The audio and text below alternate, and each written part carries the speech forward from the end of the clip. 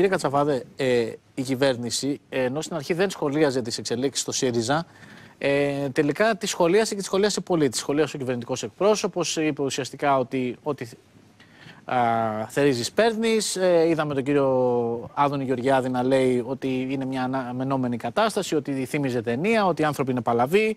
Θα θέλαμε το δικό σας σχόλιο, αφού λοιπόν γίνεται αυτός ο σχολιασμός. Πώς είδατε τις εξελίξεις στο κόμμα της αξιωματικής αντιπολίτευσης? Γιατί είναι κάτι που σας αφορά από την άποψη ότι δεν είναι ο ΣΥΡΙΖΑ, είναι η αξιωματική αντιπολίτευση της χώρας. Καταρχήν, χαίρομαι έτσι όπως το βάζετε, κύριε Πιέρο, μας αφορά στο κομμάτι το θεσμικό. Δεν μιλάμε για το ΣΥΡΙΖΑ, μιλάμε για την αξιωματική αντιπολίτευση της χώρας, όπου συνταγματικά έχει την υποχρέωση να ασκεί έλεγχο αφενός στην κυβέρνηση, αλλά και παράλληλα να καταθέτει προτάσεις, επωφελία του ελληνικού λαού και να βοηθάει τρόποντινά και το έργο της κυβέρνησης και της χώρας. Κοιτάξτε τώρα πώς το είδα. Άλλοι το είδαν ως κωμωδία και άλλοι το είδαν ως τραγωδία.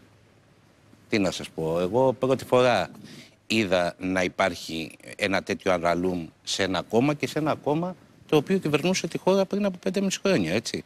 Δεν είναι πριν από 5 χρόνια. Δεν είναι ένα τυχαίο κόμμα. Και ένα κόμμα το οποίο διεκδικούσε να πάρει τις τύχες της χώρας στα χέρια του στις προηγούμενες εκλογές πριν από 8 μήνες. Πρώτη φορά είδα εγώ, κύριε Πιέρο, σε ένα συνέδριο κόμματος, ο πρόεδρος του κόμματος να βγαίνει να λέει φέρτε μου έναν αντίπαλο, να πάμε σε εκλογές, να βγαίνει ο αντίπαλος, να βγαίνει ο άνθρωπος ο οποίος ήθελε να διεκδικήσει την αρχηγία, να λέει την Κυριακή εχθές ότι θα πάμε σε εκλογές, θα κάνουμε εκλογές, θα κάνουμε εκλογές, θα κάνουμε εκλογές και μετά από 2 ώρες να σηκώνει το χέρι του να μην γίνουν εκλογές. Αυτά είναι αστεία πράγματα. Αυτά είναι αστεία πράγματα. Εμείς μπροστά μας, κύριε Πιέρο, δεν ασχολούμαστε με το τι γίνεται στα ισοκομματικά. Ούτε θα σας εκφράσω μια προτίμηση ποιον θα ήθελα για πρόεδρο, αν θα ήθελα να παραμείνει ο κ. Κασελάκης και η κ. Γεροβασίλη. Ο πρώην αρχηγός και ιδρυτής και ο ηγέτης του ΣΥΡΙΖΑ εξέφρασε την άποψη ότι δεν θέλει να είναι ο κ. Κασελάκης, ο κ. Τσίπρας. Και αυτό το συνέδριο το απέρριψε. Αυτή την πρόταση την απέρριψε. Εγώ θα σταθώ στην ανάγκη για μεταρρυθμίσεις τις οποίες έχει η χώρα. Την προσπάθεια την οποία κάνει η κυβέρνηση για να γίνει ακόμα πιο σύγχρονη η πατρίδα μας και στην ανάγκη και τα κόμματα της αντιπολίτευσης να καταθέσουν ωφέλιμες και γόνιμες προτάσεις γύρω από αυτό το πεδίο. Θα μιλήσουμε ξεχωριστά. Ο ΣΥΡΙΖΑ λοιπόν δεν μπορεί να το κάνει. Αναλώνεται στα ισοκομματικά του και στους διαψηφισμούς και σε όλη αυτή την ισοκομματική αρένα, η οποία δεν είναι τώρα. Είναι εδώ και πάρα πολύ. Μάλιστα. Και λοιπόν, δυστυχώς θα συνεχιστεί για το ΣΥΡΙΖΑ. Επειδή είπατε ότι τα κόμματα της αριστεράς έτσι αποφασίζουν, δεν μπορούμε να το καταλάβουμε εμείς. Εσείς, αλλά δεν το λάβατε υπόψη σας στην απάντηση. Το λέτε εσείς. Τώρα, το πόσοι συνέδροι ήταν και τι ήταν είναι μια άλλη συζήτηση. Αυτό είναι δικό σας θέμα. Αυτό είναι. Όχι, δεν θέλω να σταθώ εκεί, κύριε Κονού. Επειδή μου λέτε για τα κόμματα.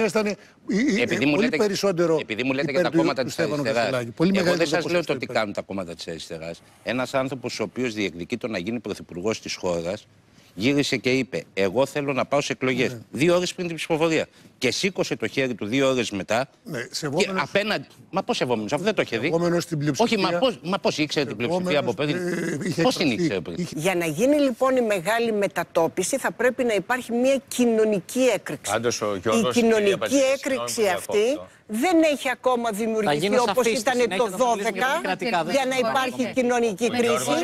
Ή όπως ήταν κοινωνική έκρηξη για να πάρει κεφάλι το Πασόκ. Όχι, θέλω να σας πω, κύριε Καρτσαφάδο, ότι το 9, το 8, το 9, το 12, το 15 υπήρχε μια κοινωνική αντιπαράθεση και έκρηξη, σωστά ή λάθος το 10 ή το 12, δεν θα μπω τώρα σε λεπτομέρειες, όπου ο κόσμος διαφοροποιείται με τη βασική και ποντρική πολιτική σκηνή. Πώς χαρακτηρίζετε ότι οι μισοί βουλευτές σας ψηφίζουν υπέρ της κυβέρνησης στα νομοσχέδια και οι άλλοι μισοί κατά?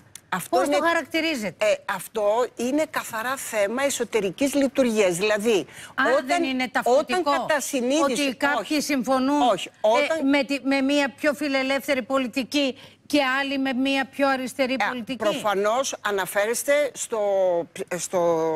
στην ψηφοφορία για την ισότητα του γάμου. Αυτό αναφέρεστε. Αφήστε να το δούμε. Επειδή είπε 2 πράγματα, κυρία Μπατζελή, μίλησε για την κοινωνική αντίδραση στην κοινωνική έκρηξη.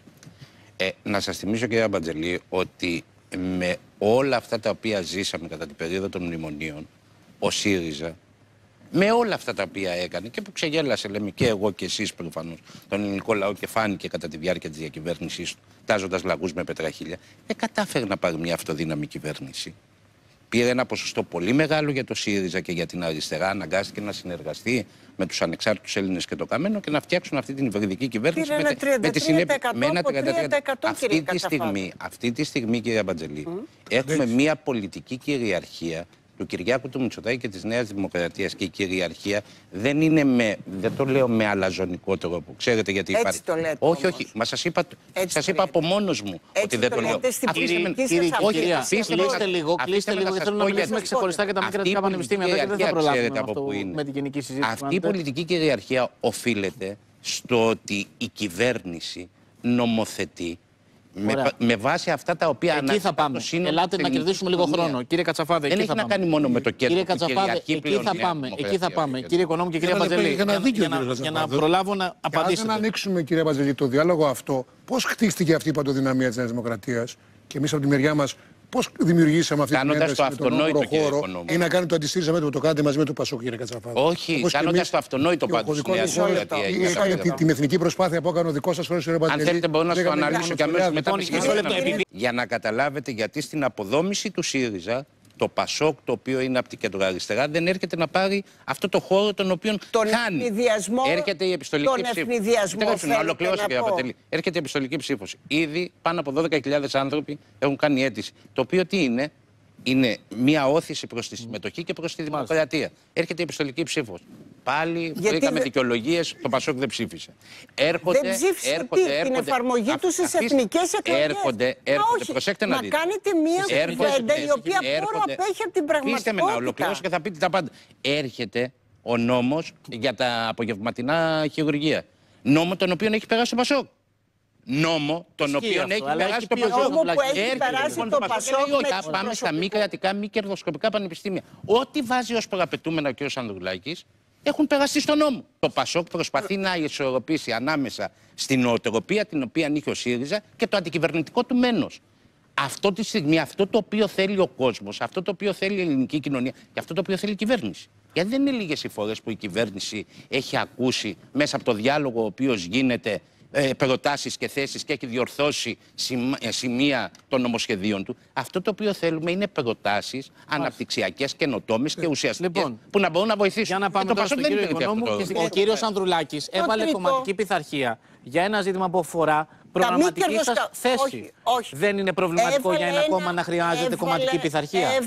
Είδατε ότι η κυρία Γιαννακοπούλου είπε ότι δεν θα το καταψηφίσει. Έβαλε την καταψήφιση του τρόπου με τον οποίο κατατίθεται η πρόταση νομοθετικά από τη Νέα Δημοκρατία για τη σύσταση μη κρατικών πανεπιστημίων, που στην ουσία δεν είναι μη κρατικά πανεπιστήμια, είναι ιδιωτικά. Αυτό αφορά κόμματα. Και τα ομόφυλα ζευγάρια, δηλαδή στο Πασόκ. Ήταν πιο large η προσέγγιση. Βεβαίως. Άρα πρέπει να σταματήσει αυτή η large προσέγγιση. Εγώ θεωρώ ότι πρέπει να υπάρχει προετοιμασία, συζήτηση στην κοινοβουλευτική ομάδα, στο πολιτικό κόμμα, είτε στο πολιτικό συμβούλιο, είτε στην κεντρική επιτροπή, νομίζω. Άρα κακώς διατυπώθηκε η άποψη πριν υπάρξει συζήτηση στην κοινοβουλευτική ομάδα και στο πολιτικό συμβούλιο.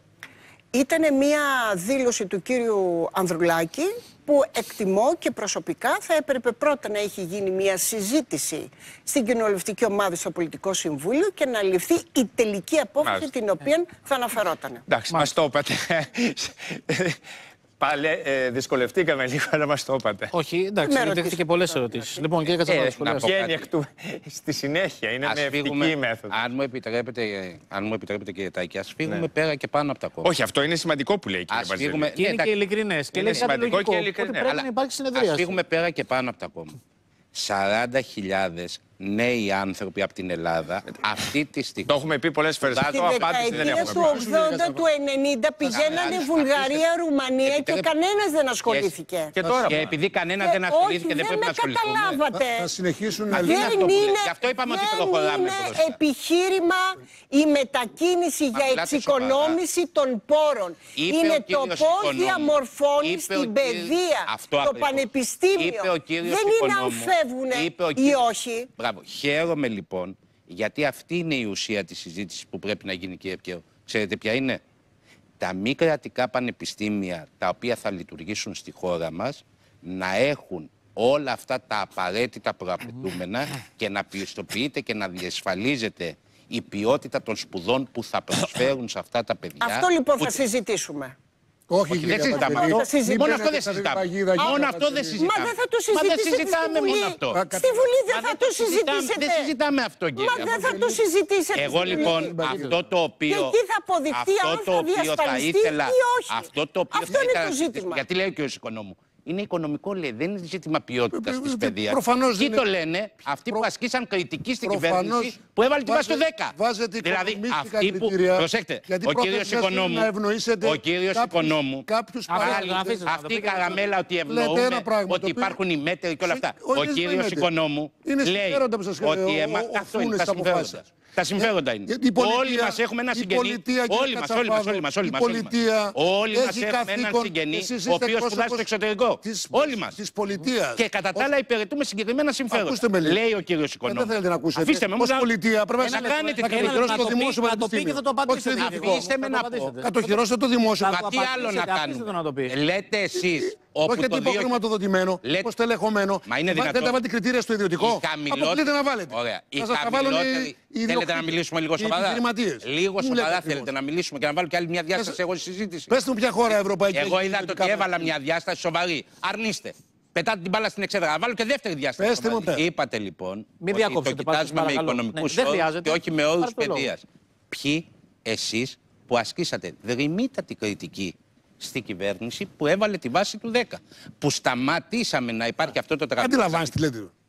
Προφανώς και αντιλαμβάνομαι. Κύριε Οικονόμου, αφήστε τον, σας παρακαλώ. Προφανώς και αντιλαμβάνομαι. Δεν θα τελειώσουμε ποτέ. Αντιλαμβάνομαι ότι επί ΣΥΡΙΖΑ κάποιος έμπαινε με 3 στο μαθηματικό εξάμηνο. Αυτό αντιλαμβάνομαι. Λοιπόν, και εσείς μας ασκείτε κριτική. Είναι πολύ λογικό. Αυτό το 3 λοιπόν που υποτίθεται ότι δεν θα μπει στο πανεπιστήμιο θα πάει σε αυτό το ιδιωτικό κολέγιο και αύριο σε αυτό το παράδειγμα. Που εσείς είπατε, κύριε Οικονόμου, ότι το 70% δεν ακολουθούν την εργασία σε σχέση με αυτό που έχουν σπουδάσει. Μα πόσες αντιφάσεις. Βάλατε τη βάση εισαγωγής για να καταργήσετε το μεγαλύτερο πλεονέκτημα που έφερε στην ελληνική κοινωνία το Πασόκ, του Ανδρέα Παπανδρέου. Την κοινωνική κινητικότητα. Δεν το αντιλαμβάνεστε. Ο μόνος τρόπος που είχαμε εμείς τα φτωχά παιδιά να ανερριχθούμε στην κοινωνία ήταν ακριβώς να σπουδάζουμε. Και συνεχίζει να είναι σπουδάζουμε.